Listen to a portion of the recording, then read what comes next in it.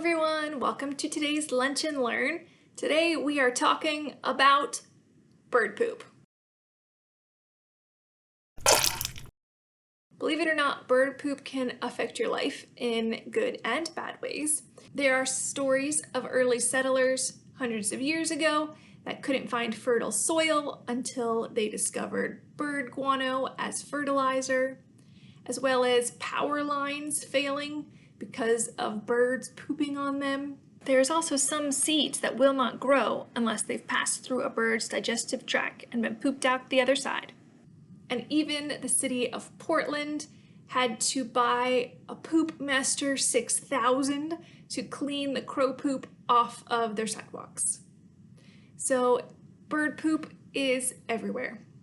When I first started working at the center, I got pooped on by one of the birds, and one of the volunteers told me that being pooped on by a bird was good luck.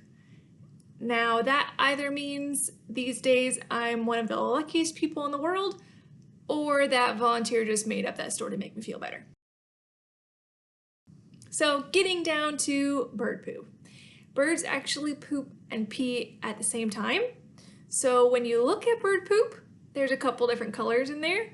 The white and clear is the urets or the urine, and that's the pee essentially, and the colored part is the poop. After birds eat and drink, their waste obviously has to come out of their body, and instead of having two openings like mammals, they have one called a cloaca, and the kidneys that process the urine actually dump into the intestines, so then that urine and the feces all come out together. So when we go to the bathroom, we use a toilet in a separate place in our homes, and birds, unfortunately, don't have that. So they've developed a few different ways to keep their nests clean and poop-free.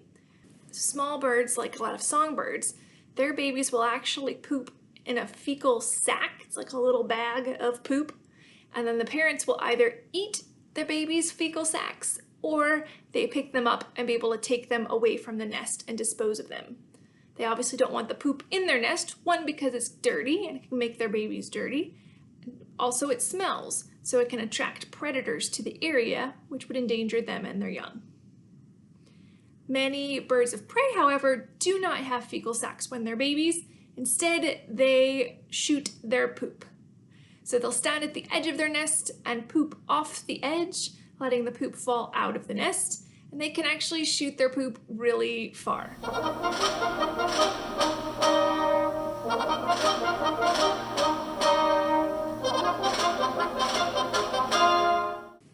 If you watch birds for some time, you might notice that before they fly, many of them do poop, and the reason for that is thought that they need to lighten the load before they take off and fly. This is footage of a recent juvenile bald eagle release, and you can see it doesn't fly directly away. Instead, he's got to take care of business first. Bird poop is really essential in us knowing whether or not our bird patients in the Raptor Trauma Clinic are healthy. The color of a bird's poop, just like ours, can tell you a lot about the health of that animal. So some strange colors we sometimes get is green, black, or red. And if that's the case, then we make sure that we get that bird a fecal exam, also just called a fecal. So let's pop over to the Raptor Trauma Clinic and see what they have to say about doing fecal exams.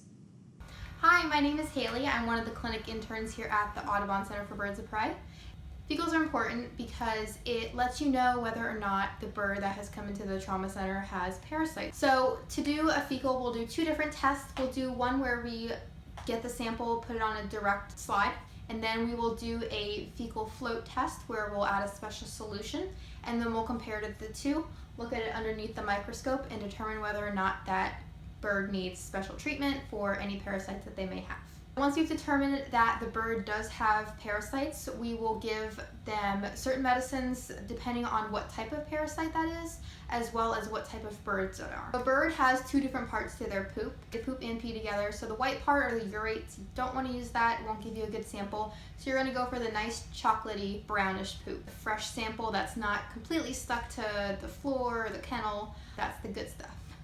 So fecals are important mainly because we don't want them to spread to other birds or other patients that are in the clinic as well. Also, we want to make sure that they are healthy before they are eventually released. And on that note, I leave you. Do you want to hear a poop joke? Nah, they stink. All right, that's enough for today. Hopefully you guys learned something about bird poop, and we'll see you next weekday at noon for the next Lunch and Learn.